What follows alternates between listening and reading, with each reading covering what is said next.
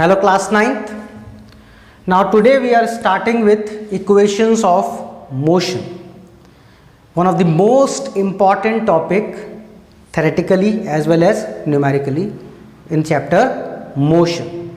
यहाँ भी हम पहले इन equations of motion को derive करेंगे graphically और फिर बाद में हम derive करेंगे इनको मैथमेटिकली. ठीक है, एक बार ग्राफिकली और एक बार mathematically. But from the examination point of view अगर डेरिवेशन जो आता है वो ज़्यादातर कौन सा आता है, दैट इज़ ग्राफिकली.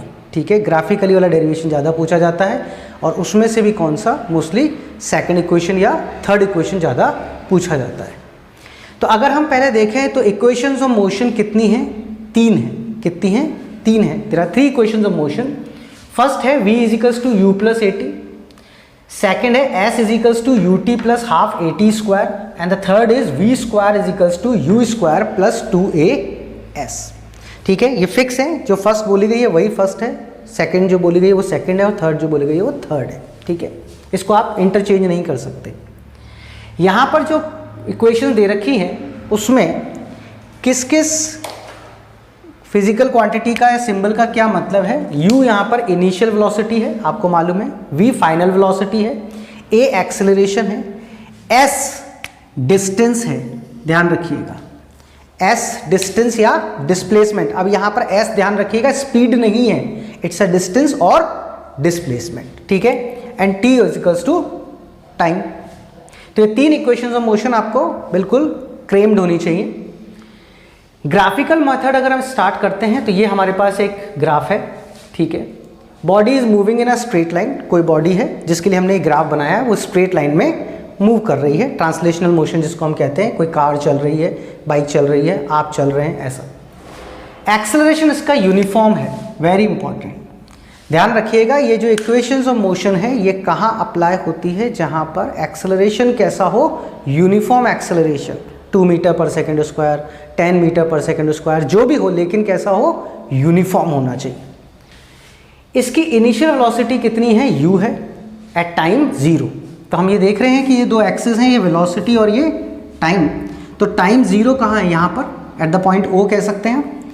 इस समय वेलोसिटी, ध्यान रखिएगा, इस समय जो वेलोसिटी है वो 0 नहीं है, टाइम 0 है.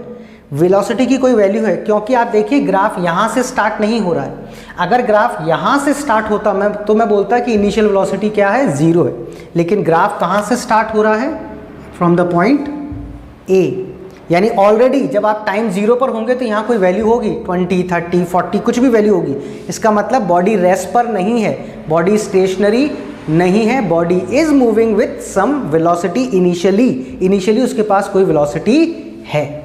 तो ये जो OA है ये किसको रिप्रेजेंट कर रहा है, U को रिप्रेजेंट कर रहा है. किसको रिप्रेजेंट कर रहा है, U को. इनिशियल वेलोसिटी पहले से जो भी यहाँ वैल्यू है वो इनिशियल वेलोसिटी की वैल्यू है. अब धीरे धीरे उसमें एक्सेलरेशन होता है. मान लीजिए जो भी एक्सेलरेशन हो रहा है तो उसकी वेलोसिटी बढ़ती गई, 10, 20, 30, 40, 50, 60, 70, 80 बढ़ रही है. एक्सेलरेशन हो रहा है ना यूनिफॉर्म, तो यानी वेलोसिटी चेंज हो रही है, इंक्रीज हो रही है.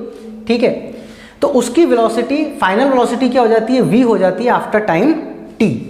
यहां तक गया ये ग्राफ. तो टाइम t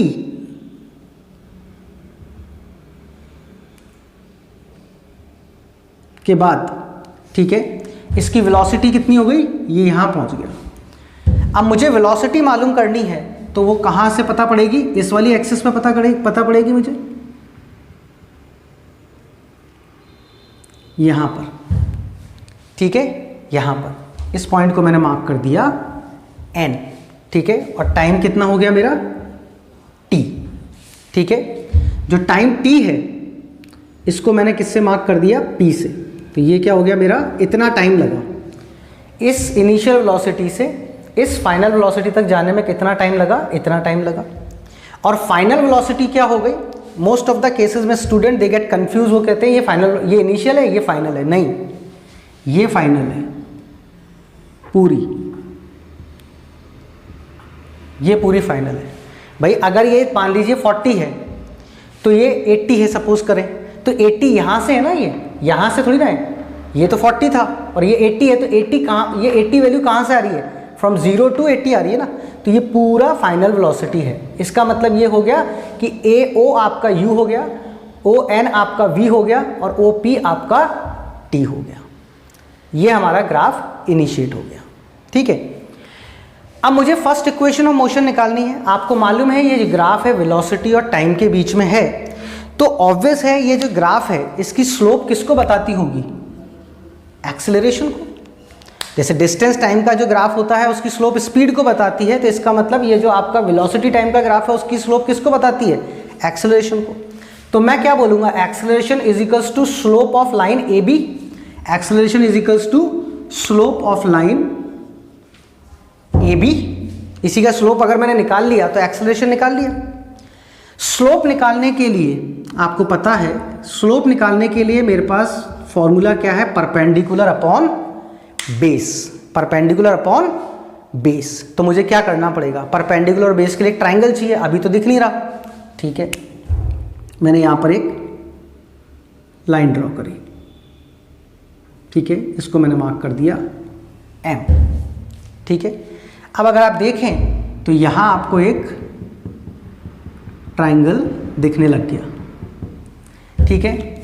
अगर मैं इसका परपेंडिकुलर की बात करता हूं तो इसका परपेंडिकुलर अगर हम बात करें तो इसका परपेंडिकुलर जो है वो कौन है? आप साफ देख सकते हैं, BM है, ठीक है। कौन है? BM है। और इसके अगर आप बेस की बात करें तो बेस कौन है? AM है। परपेंडिकुलर अपॉन बेस, तो परपेंडिकुलर कौन है? BM और बेस कौन है? AM। अब ग्राफिकल मेथड में आपको ये ध्यान रखना है कि ये जो वैल्यूज़ हैं आपको वो ठीक है, लेकिन एक्चुअल वैल्यूज़ जो लाई कर रही हैं वो तो x एक्सिस और y एक्सिस पे कर रही हैं। तो हमारे को हमेशा जो भी टर्म्स बनानी है वो कहाँ जाके बनानी है? x एक्सिस पर और y एक्सिस पर। तो अगर आप देखें यहाँ पर, अगर फुटनोट में देखें तो ये जो AM है, ठीक है, आप कह सकते हैं कि ये जो AM है वो OP के बराबर है। AM किसके बराबर है? OP के। और OP किसके बराबर है? साफ दिख रहा है, T के बराबर है। AM किसके बराबर है? OP के। और OP किसके बराबर है? T के बराबर है। ये काम में ले लेंगे हम। तो इसका मतलब मैंने यहां पर AM की जगह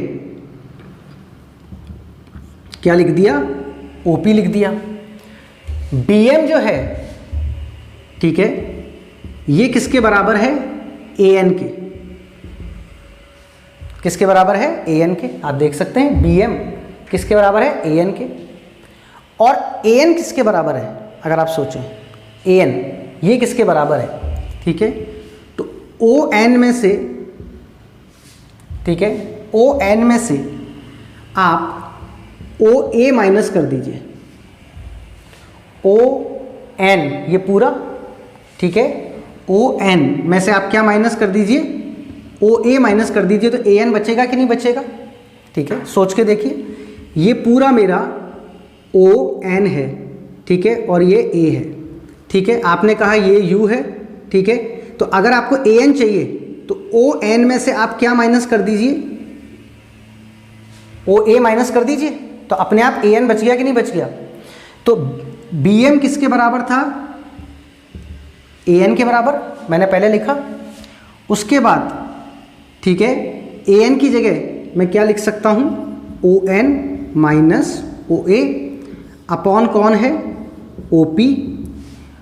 ON अब आपके किसके बराबर है? V के बराबर है, ठीक है। OA किसके बराबर है? U के बराबर है। और OP किसके बराबर है?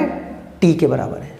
सही है, ON आपका V हो गया, OA आपका U हो गया और OP आपका T हो गया। अब सारी वैल्यूज x एक्सिस और y एक्सिस के हिसाब से आ गई है।